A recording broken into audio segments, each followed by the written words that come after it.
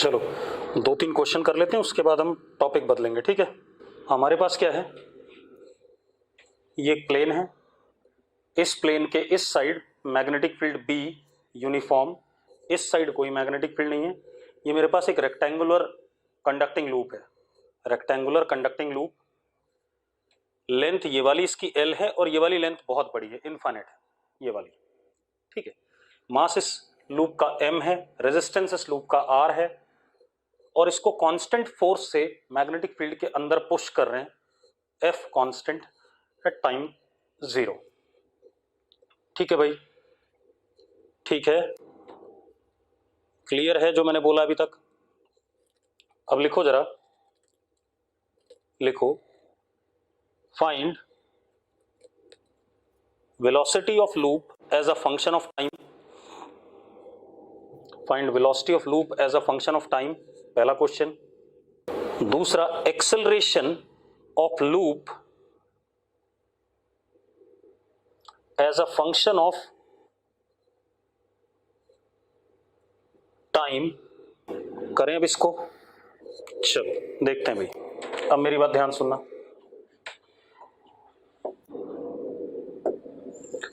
किसी मोमेंट पे ये लूप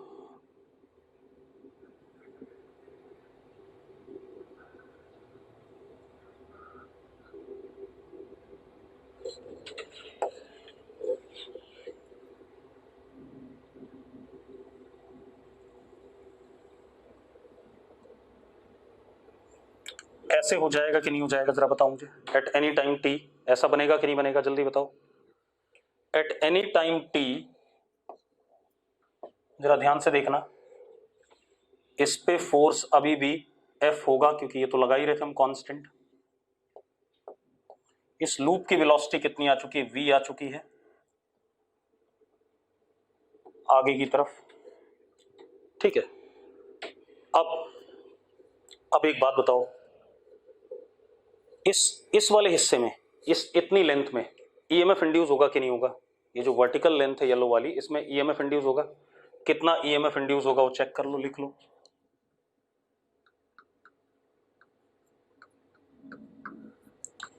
BVL, हाँ या ना, ये सुनो। और जो फ्लक्स है वो लूप में अंदर की तरफ बढ़ रहा है,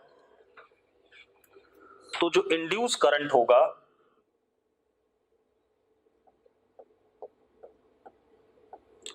कुछ ऐसे फ्लो करेगा,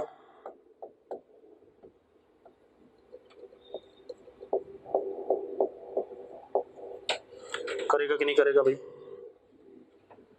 ठीक है, ऐसे फ्लो करेगा। और इंड्यूस करंट होगा कितना वो भी देख लो भाई, EMF induce upon resistance,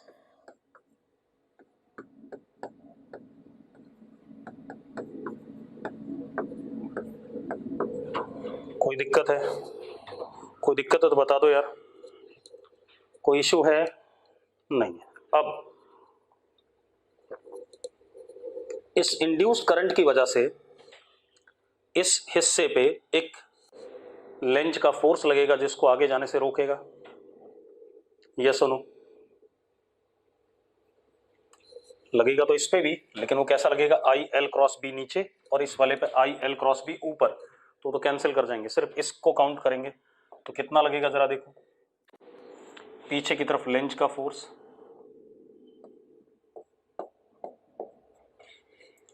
F L, और एफ एल कितना होगा, I induce L into B, तो F L is equal to B square L square V upon R. मानते हो या नहीं मानते हो, जल्दी बताओ, ठीक है। अब आप एक चीज देखो, इसको चलाने वाला फोर्स ये, रोकने वाला ये, तो नेट आगे की तरफ फोर्स कितना हो गया, F minus F L upon m is what, acceleration, yes और नो, यस और नो, जल्दी बताओ भाई। ठीक है, तो अब जरा देखो कितना हो गया,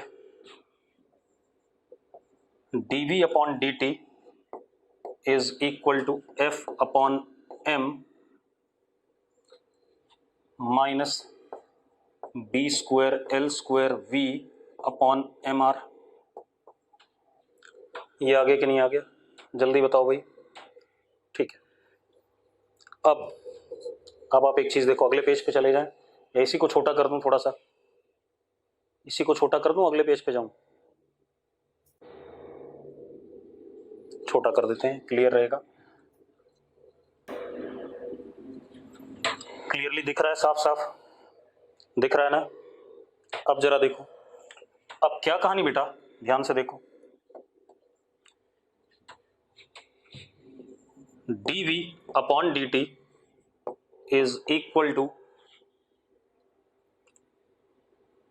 F R minus B square L square V upon M are.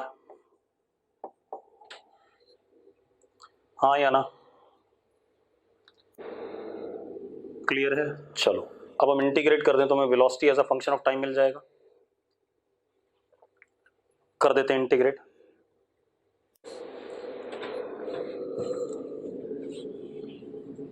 dv upon F R minus B square L square we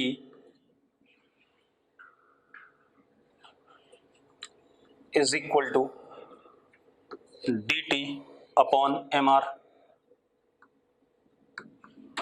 कोई दिक्कत है इसमें, कोई दिक्कत है भाई,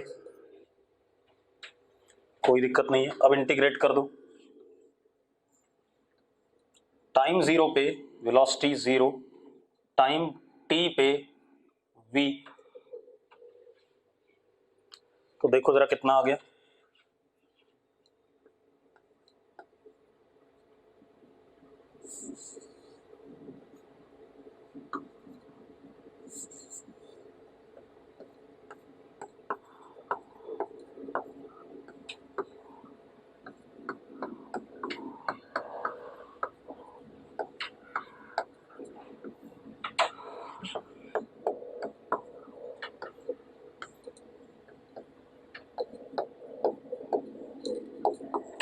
ये आ गया कि नहीं आ गया, यस और नो,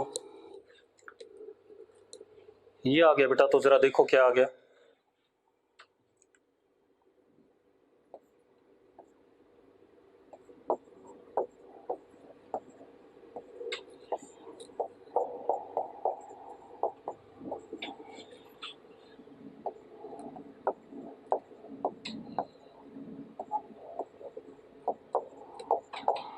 ये आ गया कि नहीं आ गया, जल्दी बताओ। आ गया भाई, तो जरा देखो, अब अगले पेज पे चले जाते हैं।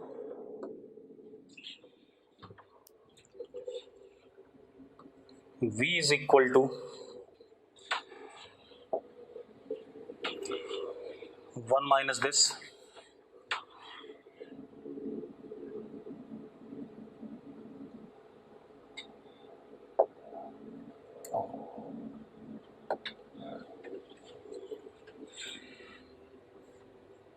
वन माइनस ई की power minus B square L square T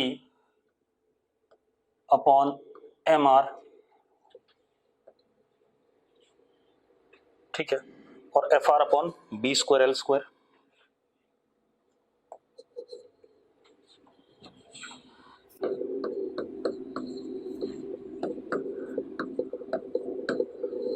जरा चेक करना यही आ रहा है कि नहीं आ रहा है, देखें जरा,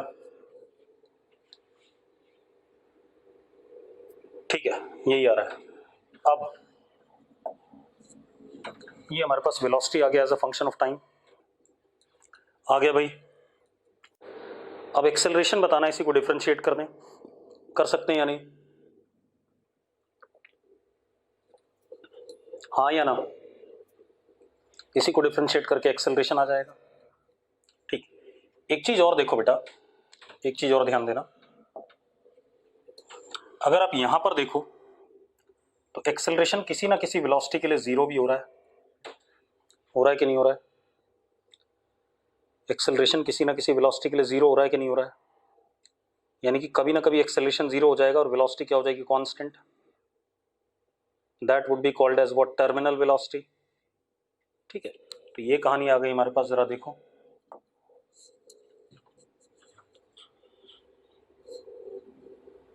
एक्सेलरेशन तो निकाल लोगे आप, मैं टर्मिनल वेलोसिटी निकाल देता हूं, जरा देखो. टर्मिनल वेलोसिटी कितनी आई, F R upon B square L square, जब एक्सेलरेशन को जीरो करा हमने.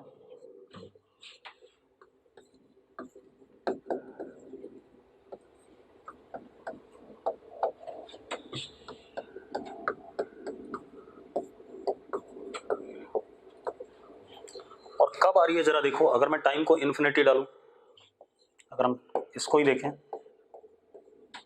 आ रहा है कि नहीं आ रहा है, हाँ या ना. After long time this loop, conducting loop will be moving with constant velocity. Clear है सबको, क्लियर है तो यस लिख दो भाई. ठीक है, अब एक और क्वेश्चन करते हैं.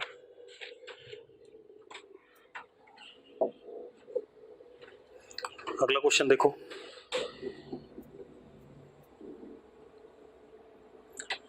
हमारे पास ये सिलेंड्रिकल रीजन है, ये एक सिलेंड्रिकल रीजन है. ठीक है, इतनी बात. अब ध्यान सुनो.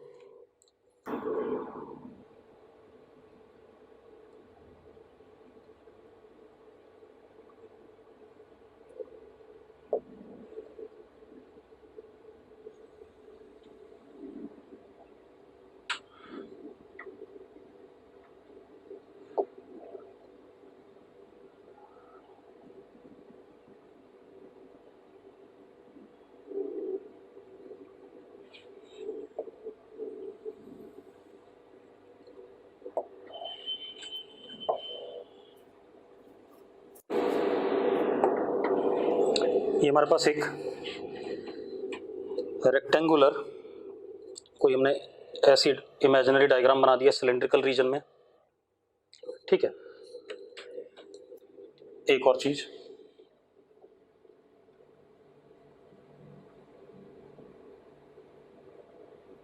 ये सेंटर से पास कर रहा है, यहां सेंटर है.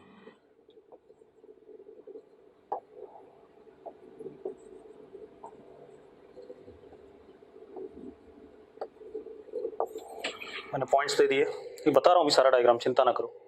ठीक है, यहां पर स्विच S1, यहां पे स्विच S2. ठीक है, मैग्नेटिक फील्ड इस सिलेंड्रिकल रीजन में अंदर की तरफ है और बढ़ रहा है, और हमें dB by dt दे दिया गया. dB by dt is 2 milli tesla per second. Constant है dB by dt, पॉजिटिव है, अंदर की तरफ बढ़ रहा है. ठीक है, इतनी बात. 2 मिली टेस्ला पर सेकेंड. ठीक है बेटा, एक मिनट. हेलो हेलो, नमस्कार जी, कौन बोल रहा है? सर मैं अभी क्लास में, मैं आपको 1:30 बजे कॉल करता हूँ. ठीक ठीक. अब सुनो भाई, अब क्या कहानी हमारे पास, हमारे पास क्या है, दो स्क्वायर लूप हैं, एक ABCD और एक ADEF. दो स्क्वायर लूप हैं. ठीक है, लिख लो question. ABCD and ADEF are square loop with side length 1 centimeter, with side length 1 centimeter.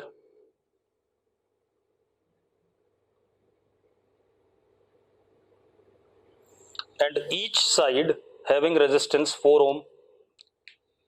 मतलब कंडक्टिंग लूप्स हैं, each side having resistance 4 ohm. 4 ohm इसका, 4 ohm इसका, 4 ohm इसका, 4 ohm इसका.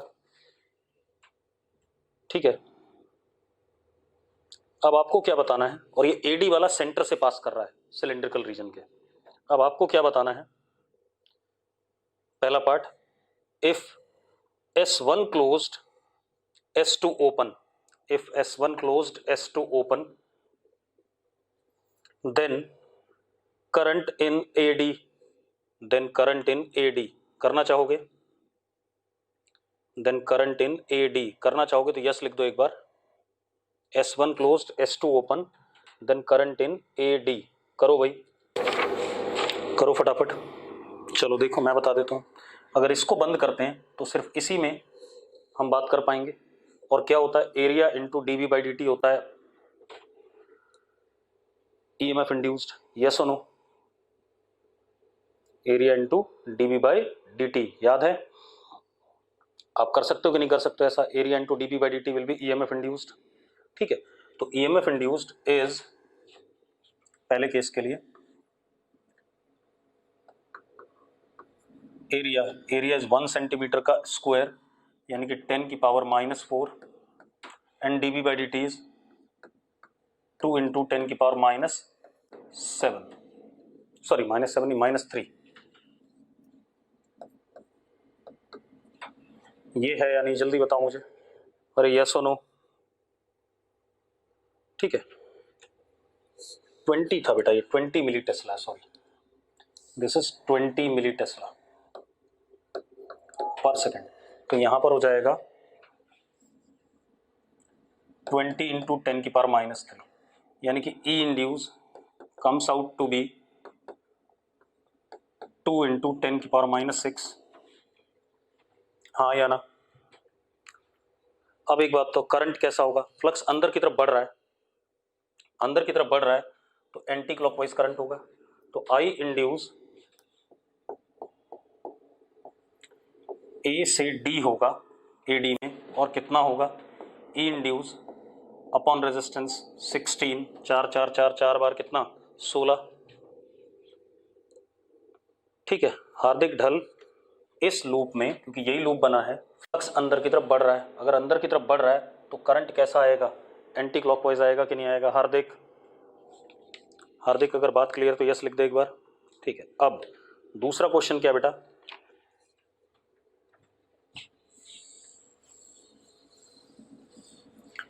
S1 को ओपन रखा, S2 को क्लोज किया, S2 is close now. S2 को अगर क्लोज करते हैं, ठीक है, इतनी बात, तो again area into DV by D D, T EMF induce same आ जाएगा, कितना? 2 इंटू 10 की पावर -6, ये आ जाएगा। अब जरा देखो, अंदर की तरफ फ्लक्स बढ़ रहा है, बढ़ रहा है तो करंट कैसा आएगा? ऐसे आएगा, ऐसे आएगा तो आई इंड्यूस अब उल्टी डायरेक्शन में आ जाएगा, डी से A, and it would be E induced upon 16। मानते हो या नहीं मानते हो? मानते हो या नहीं? यस और नो? ठीक है। अब तीसरा part, when both S1 and S2 are open, when both S1 and S2 are open then current in AD, जल्दी बताओ। 0, बिल्कुल सही बात है, क्योंकि तब तो कोई लूप ही नहीं बन रहा, तो करंट का तो कोई मतलब ही नहीं है, और पोटेंशियल डिफरेंस भी नहीं आ रहा ए और डी के अक्रॉस, ठीक है, तो 0 आ गया, ठीक है, क्लियर है। When S1 and S2 open then current in AD is 0। अब चौथा part, when both S1 and S2 are closed then current in AD, then current in AD 0, बिल्कुल सही बात है, क्योंकि एक क्या कर रहा है, एक की वजह से करंट ऐसे आएगा और एक की वजह से ऐसे आएगा, तो और बराबर ही आएगा, तो एक दूसरे को क्या कर जाएंगे? कैंसिल आउट कर जाएंगे। अरे क्लियर है? ठीक है, चलो अगला खेल, अगला क्वेश्चन देखते हैं।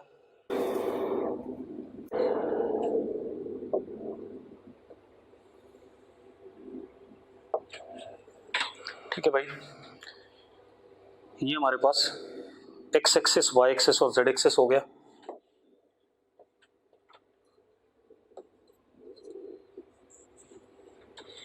अब हमारे पास मैग्नेटिक फील्ड जो है वो कैसा है?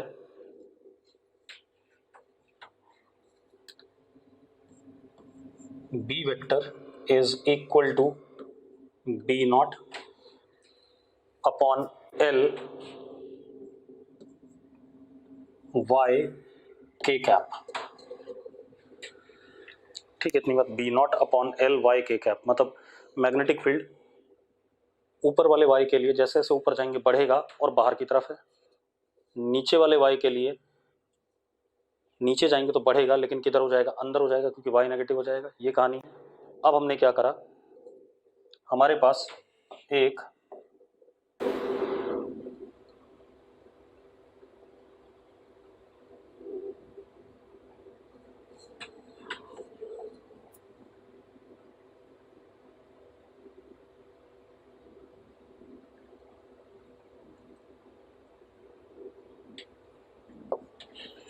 कंडक्टिंग रॉड है, ठीक है, इतनी बात, conducting rod of length L, conducting rod of length L moving this way V not I cap, ऐसे V नॉट आई कैप से आगे जा रहा है, ठीक है। Find induced EMF about the ends of rod, find induced EMF about the ends of rod करना चाहोगे, दोनों रॉड के एंड्स के अबाउट इंड्यूस्ड ईएमएफ बताना है आपने, करना चाहोगे तो बता दो भाई, चलो कर दो।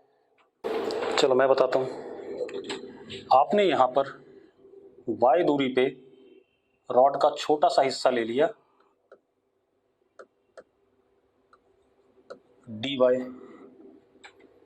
ठीक है। अब जरा देखो v क्रॉस b किधर आ रहा है, v क्रॉस b नीचे आ रहा है कि नहीं आ रहा है, तो इंड्यूस इलेक्ट्रिक फील्ड ऊपर की तरफ हो गई, ठीक है। v क्रॉस b नीचे आ रहा है तो इंड्यूस इलेक्ट्रिक फील्ड ऊपर की तरफ हो गई, मतलब ये हाइयर हो गया। अगर मैं इसको इसको p कहता हूं, इसको q कहता हूं, तो vp माइनस vq मुझे निकालना है,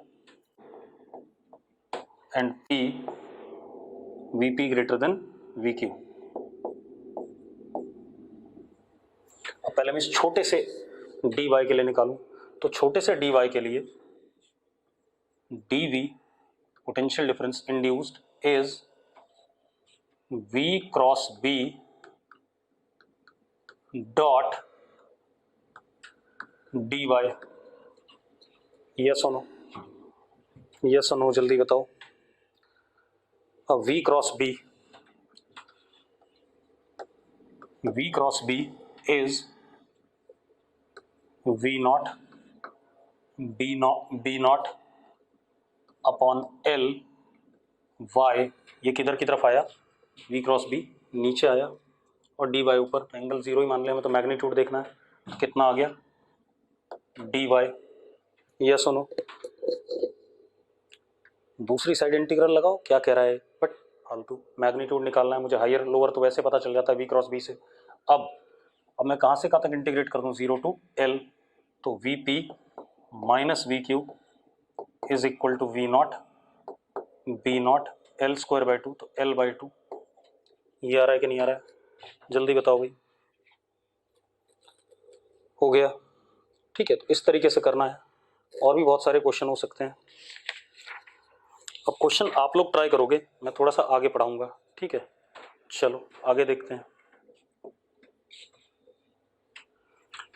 अब हम अलग चीज करने जा रहे हैं, induction, inductance, not induction, inductance, ठीक है। अब एक बात बताओ, जैसे हम इलेक्ट्रोस्टैटिक पढ़ते थे तो हमने एक चीज पढ़ी थी, कैपेसिटर। कैपेसिटर एक सर्किट एलिमेंट था जो इलेक्ट्रिक एनर्जी को स्टोर कर सकता था, यस और नो, इलेक्ट्रिकल एनर्जी को स्टोर कर सकता था, हाँ या ना। तो कैपेसिटर क्या था, एक ऐसा circuit element which stores energy in form of electrostatic field, ऐसा पढ़ा था हमने। इसी तरीके से इंडक्टेंस एक ऐसा सर्किट एलिमेंट होगा जो एनर्जी को स्टोर करेगा in form of magnetic field, ठीक है, एनर्जी को स्टोर करेगा in form of magnetic field, ठीक है। अब कैसे करेगा वो बाद में देखेंगे, पहले हम कुछ और चीजें देखेंगे। तो लिखो जरा सबसे पहले, inductance is circuit element which can store energy in form of magnetic field, which can store energy in form of magnetic field, clear है भाई, क्लियर है तो यस लिख दो, ठीक है। अब इंडक्टेंस दो टाइप का होता है, एक सेल्फ और एक म्यूचुअल। तो पहले हम सेल्फ वाला पढ़ेंगे फिर म्यूचुअल वाला पढ़ेंगे, ठीक है, इतनी बात। तो हम पहले सेल्फ इंडक्टेंस की बात करेंगे।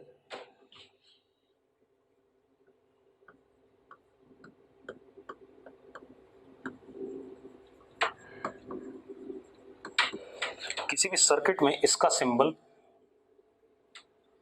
ऐसे दिखाया जाता है, ठीक है, इस तरीके से दिखाया जाएगा सर्किट में कभी भी सिंबल, जैसे कैपेसिटर का दो पैरेलल डंडियों से दिखाया जाता है, इंडक्टेंस का ऐसे दिखाया जाएगा। और इसको रिप्रेजेंट हम कैपिटल एल से करेंगे, कैपेसिटर को सी से करते हैं तो इसको हम किससे, कैपिटल एल से, सेल्फ इंडक्टेंस को, ठीक है भाई। अब जरा देखो क्या कहानी है, ध्यान समझना। मान लो हमारे पास ये कोई कंडक्टिंग लूप है,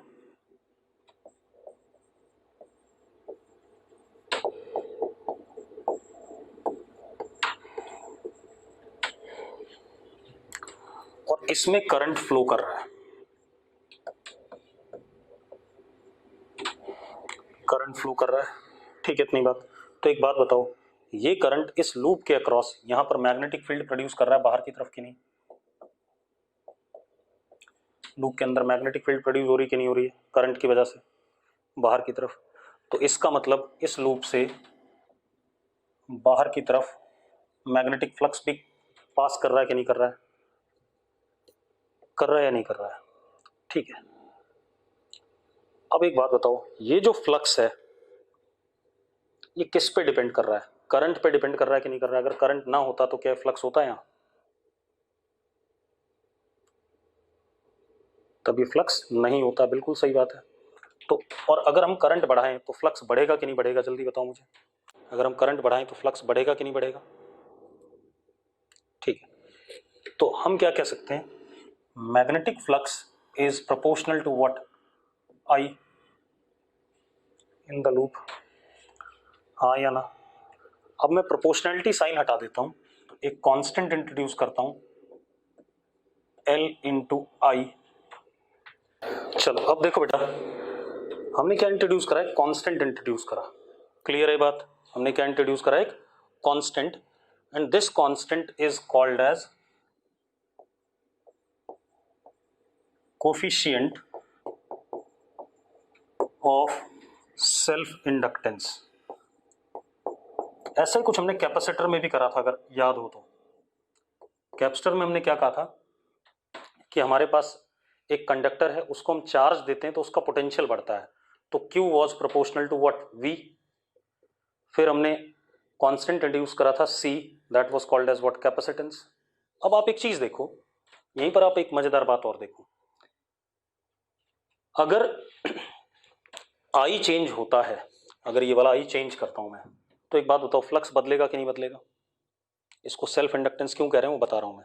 अगर I बदलेगा तो फ्लक्स बदलेगा कि नहीं बदलेगा? अगर फ्लक्स बदलेगा तो इसमें एक इंड्यूस्ड करंट आएगा कि नहीं आएगा? इस कंडक्टिंग लूप में induced EMF, induced electric field और इंड्यूस्ड करंट आएगा कि नहीं आएगा? ठीक है, और वो क्या करेगा, आई को बदलने से क्या करेगा, रोकेगा। आई को बदलने से रोकेगा या फ्लक्स के चेंज को अपोज करेगा, यही बात है कि नहीं है? ठीक है, तो मैं लिख देता हूं इस बात को, if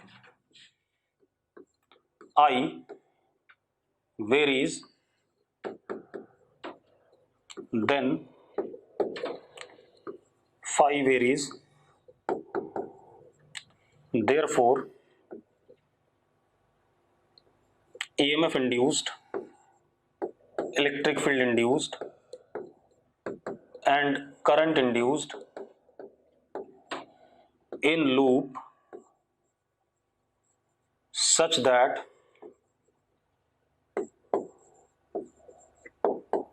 it opposes cause producing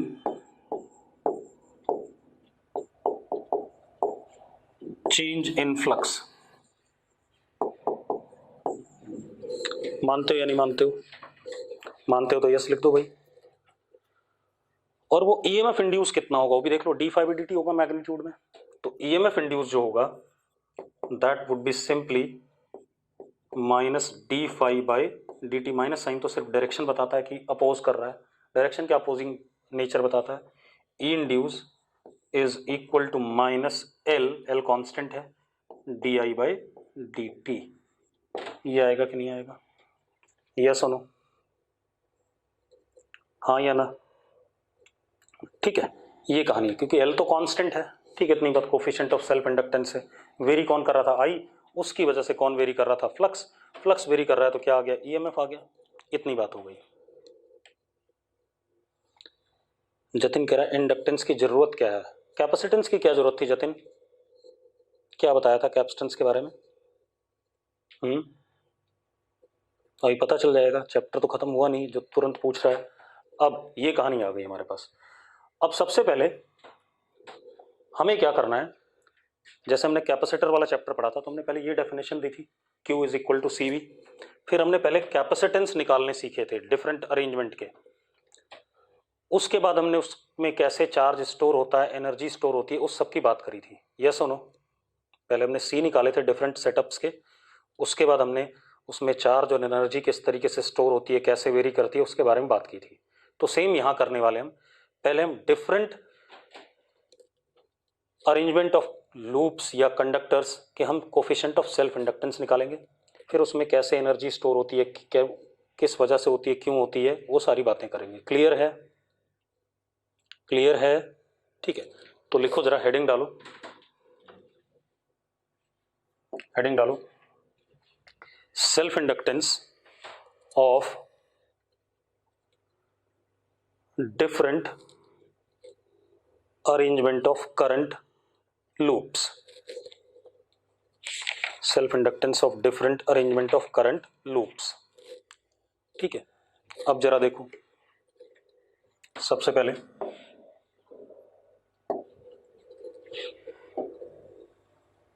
हमने एक छोटा सा कंडक्टिंग सर्कुलर लूप ले लिया,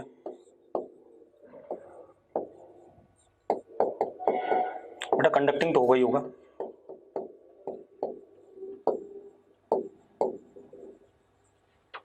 ठीक है, इतनी बात। Conducting circular loop, radius R,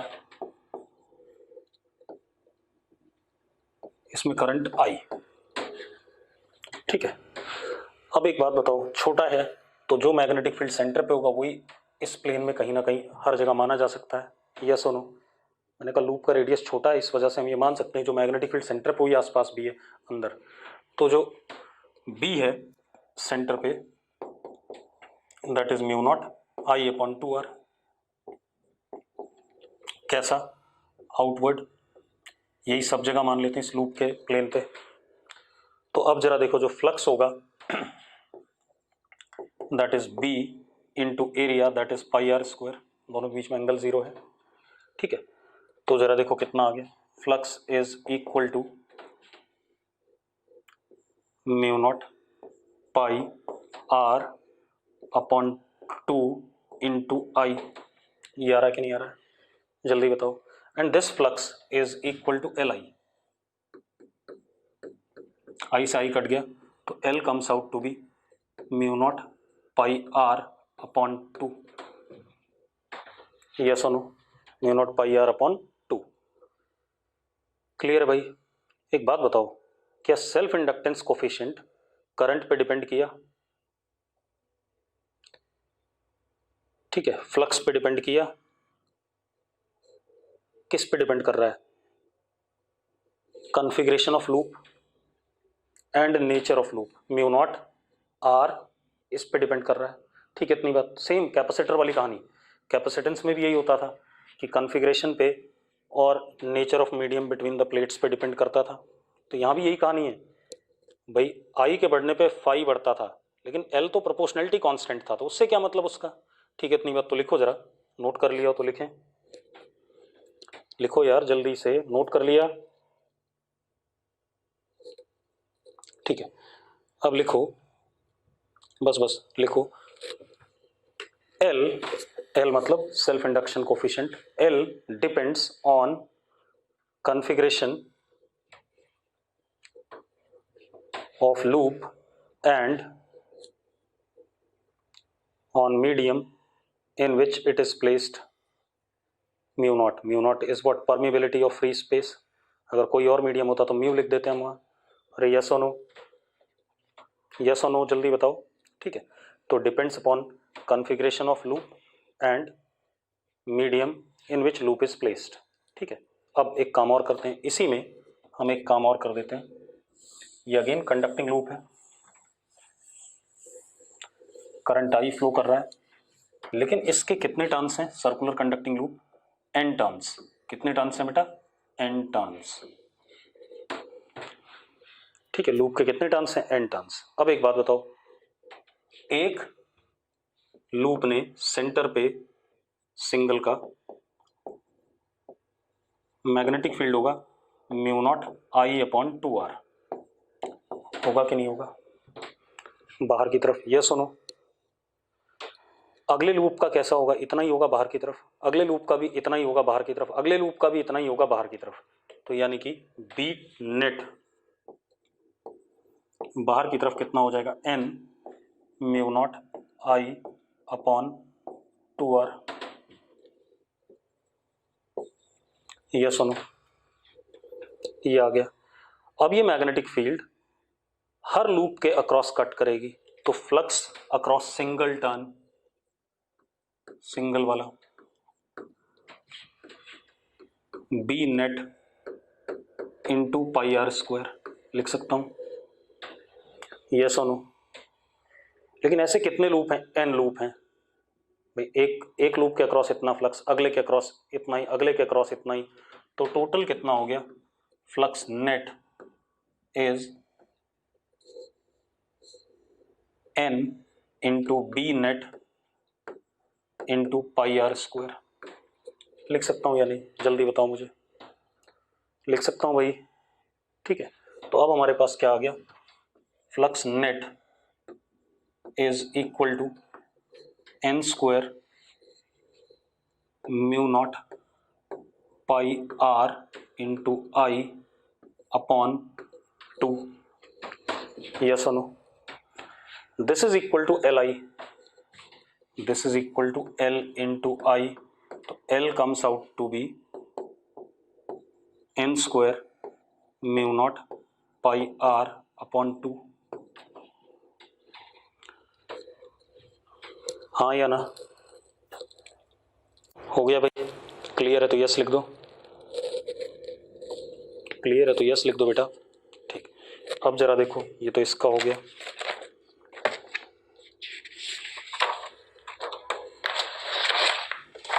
एक बच्चे को नहीं है क्लियर। किसको नहीं है क्लियर वो बता दो भाई। किसको क्लियर नहीं है? सबको क्लियर है? अगला देखिए। अब लिखो जरा, self inductance of ideal solenoid. Self inductance of ideal solenoid. अब आइडियल सोलोनॉइड की सेल्फ इंडक्टेंस। ठीक है भाई? अरे ठीक है निकम्मो, लिखो कुछ। हाँ, अब आइडियल सोलोनॉइड जरा देखो, बहुत लंबा सा, बड़ी सी लेंथ होती है इसकी, ऐसा कोई solenoid.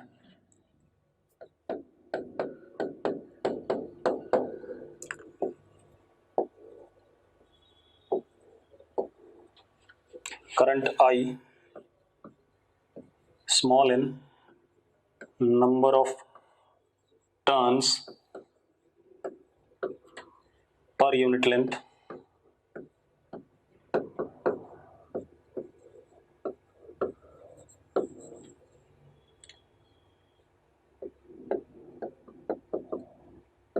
Area of cross section हमारा a है, और ये वाली लेंथ l है, और l वेरी लार्ज, यही पढ़ा था हमने। l वेरी लार्ज या a बहुत छोटा, ऐसा भी कह सकते हैं। अब आप एक बात बताओ, यहां पर जो b होता है नेट, b नेट ऐसा होगा, और b नेट कितना होगा? म्यू नॉट एन आई। पढ़ा हमने? पढ़ा है कि नहीं पढ़ा? जल्दी बता दो। निकम्मो पढ़ा है ऐसा? ठीक है। अब एक बात बताओ, इस पूरे सोलोनॉइड में कितने नंबर ऑफ टर्न्स होंगे? नंबर ऑफ टर्न्स होंगे n is equal to n into L. होंगे या नहीं होंगे? ठीक है। अब सिंगल लूप के across flux across single loop,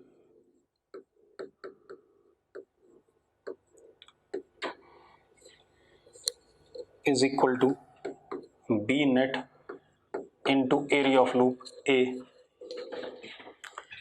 ऐसे कितने टर्न्स हैं, कैपिटल एन है, तो टोटल फ्लक्स जो होगा, flux net is equal to N into B net into A. ऐसा लिख सकते हैं या नहीं लिख सकते हैं, जल्दी बताओ मुझे। चलो अब देखो, flux net is equal to N into A into L into mu not N I. लिख सकता हूँ या नहीं, लिख सकता हूँ या नहीं, जल्दी बताओ। इसको एल आई कर दें, एल आई से मल्टीप्लाई कर दें, सॉरी एल आई से इक्वेट कर दें, आई से आई कट गया, तो self inductance is mu not N square A L, where AL is volume of this solenoid।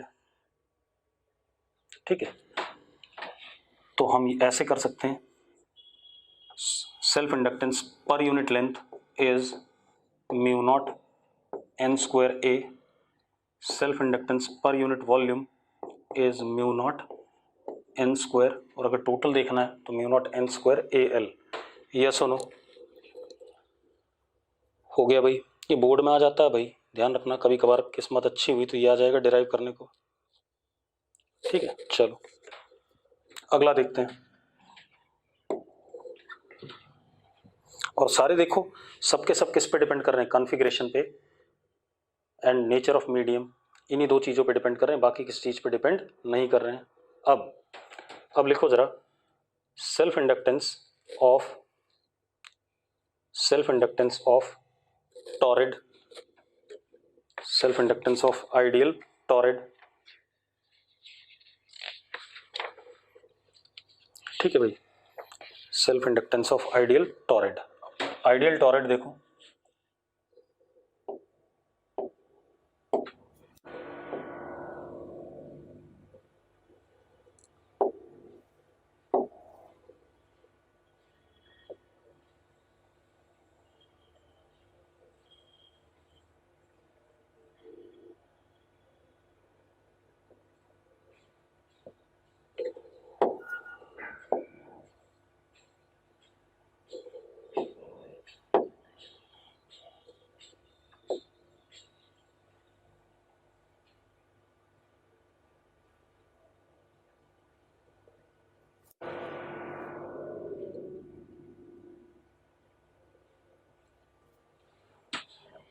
ये हमारे पास टॉरिड हो गया। ठीक है, सही से नहीं बन पाया, कोई बात नहीं। ठीक है, अब जरा देखो,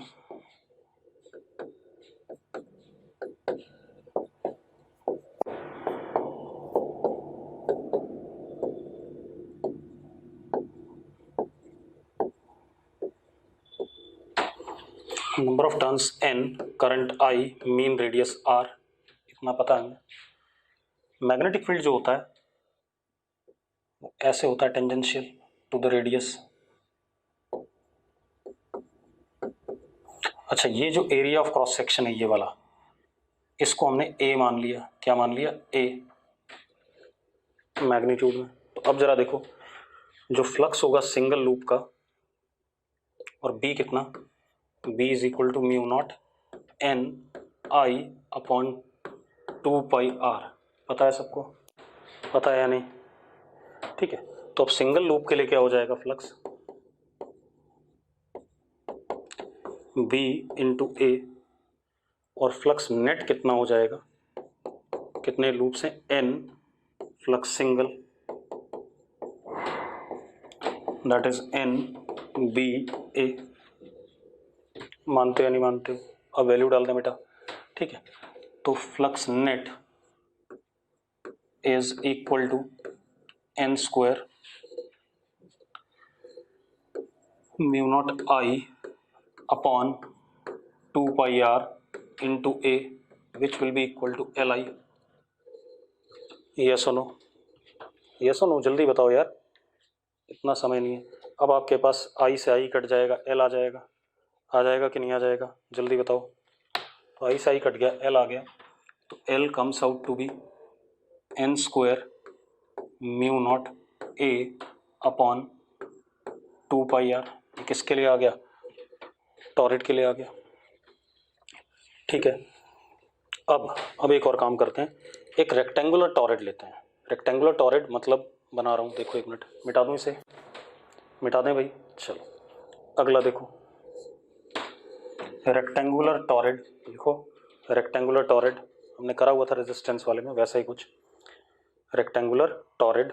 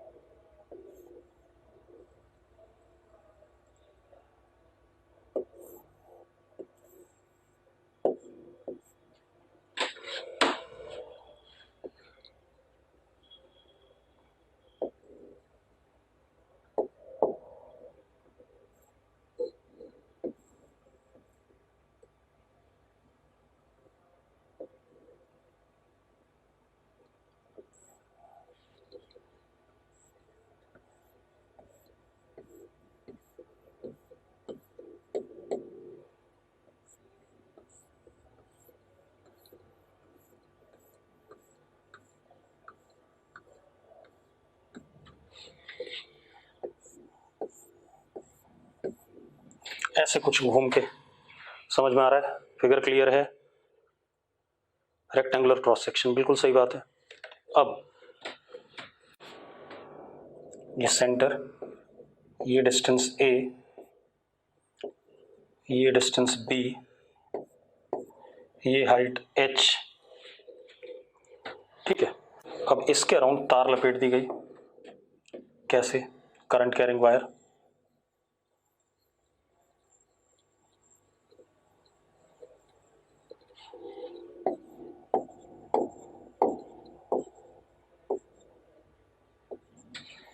ऐसे कुछ, ठीक है, इतनी बात। अब हमारे पास क्या है, करंट इज I, ऐसा मान लेते हैं। अब जरा देखो नंबर ऑफ टर्न्स कितने हैं, कैपिटल N, ये भी गिवन है। अब जरा ध्यान दो बेटा, यहां से R डिस्टेंस पे अगर हम मैग्नेटिक फील्ड देखें तो टेंजेंशियल होगा, ऐसे B ऐसे करके होगा ना, ऐसे, ठीक है। कितना होगा, B is equal to mu not, चलो रुको एक minute, B total is mu not N I upon 2 pi R। यही होगा कि नहीं होगा, जल्दी बताओ भाई। क्योंकि R बदल रहा है तो मैग्नेटिक फील्ड भी बदलेगा, जैसे जैसे R बढ़ेगा मैग्नेटिक फील्ड कम होगा। तो यहां पर मैंने एक पट्टी सी ले ली dr थिकनेस की, क्योंकि B की वैल्यू वेरिंग है।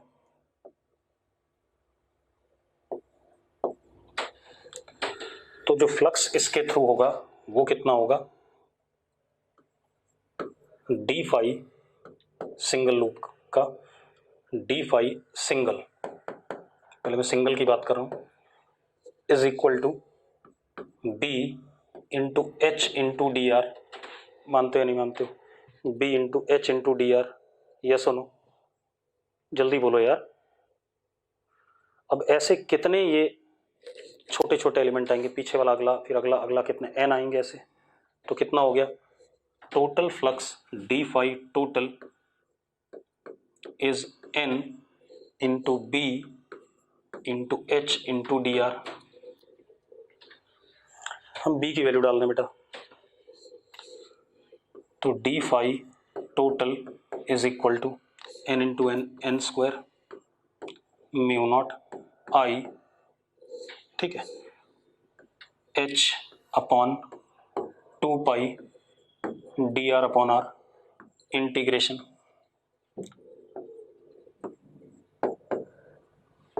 ए से बी, यस और नो।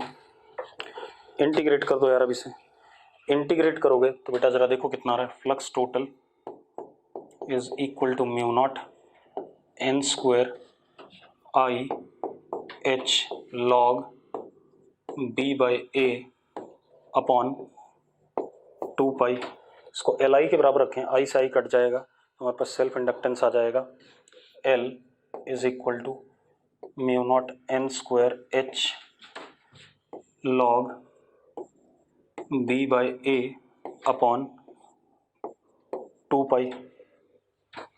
आगे कि नहीं आ गया?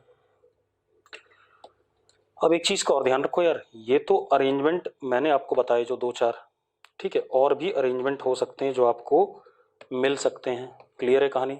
तो ये तो मैंने बताया ना अरेंजमेंट, अब डिफरेंट टाइप के अरेंजमेंट मिल सकते हैं जो आपको सवाल करने को आ जाएंगे। ठीक है, ये हो गया। अब हम बात करते हैं प्रॉपर इसकी, मिटा दूं इसे। अब आप एक चीज़ देखो, अगर हमारे पास सेल्फ इंडक्टेंस कहीं सर्किट में लगा हुआ है, हम कैसे रिप्रेजेंट करेंगे? एल, इसमें करंट आई ऐसे आ रहा है, मान लो ये हमारे पास लूप था,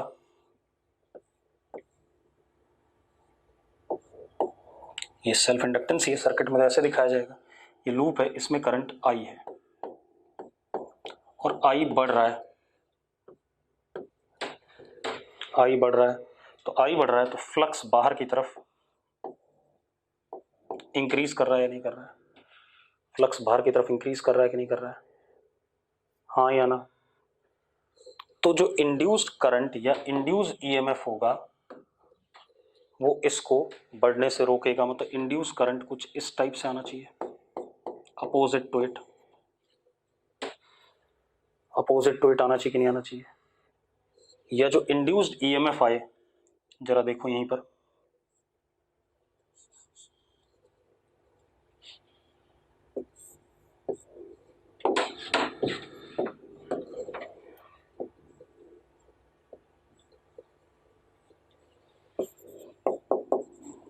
कुछ इस तरीके से है कि इसको बढ़ने से रोके। यस और नो?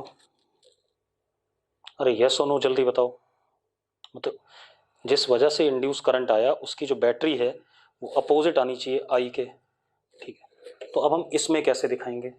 इसमें जब इंड्यूस्ड करंट, इंड्यूस्ड ईएमएफ दिखाओगे आप, तो आप ऐसे दिखाओगे, तभी तो अपोज कर पाएगा, क्योंकि इंड्यूस करंट अब इधर की तरफ जाना चाहेगा। यस और नो? भाई इस इंड्यूस जो आया, इंड्यूस ईएमएफ आया कितना? L D I by D T, ये तो क्लियर है, हमें सबको पता है L D I by D D T है। लेकिन जो डायरेक्शन शो करेंगे हम, कैसा शो करेंगे? ऐसे शो करेंगे ताकि इंड्यूस करंट इधर की तरफ हो, जो आई को बढ़ने से क्या कर रहा है? रोक रहा है। अरे यस और नो? ठीक है, अब दूसरा कहानी,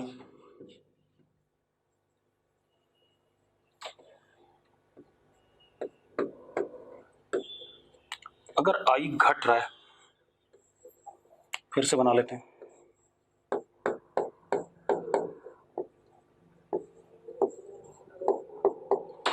फ्लक्स बाहर की तरफ तो है लेकिन घट रहा है। भैया कल से इंतजार कर रहा हूं आपका, कल से इंतजार कर रहा हूं, आप फोन भी ना उठाया आपने।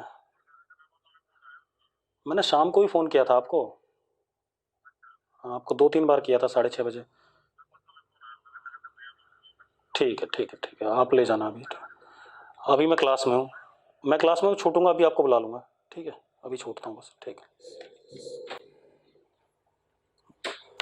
अब देखो भाई, भैया इंड्यूस्ड ईएमएफ है, इंड्यूस्ड ईएमएफ इसके करंट के आने को क्या करेगा? अपोज करेगा।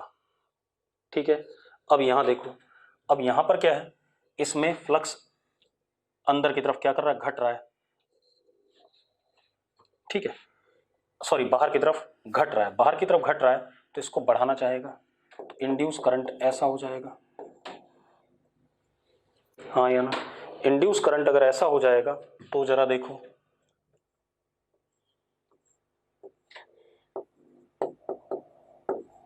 ऐसा शो करेंगे हम इसे, मैग्नीट्यूड अभी भी क्या होगा? L D I by D T.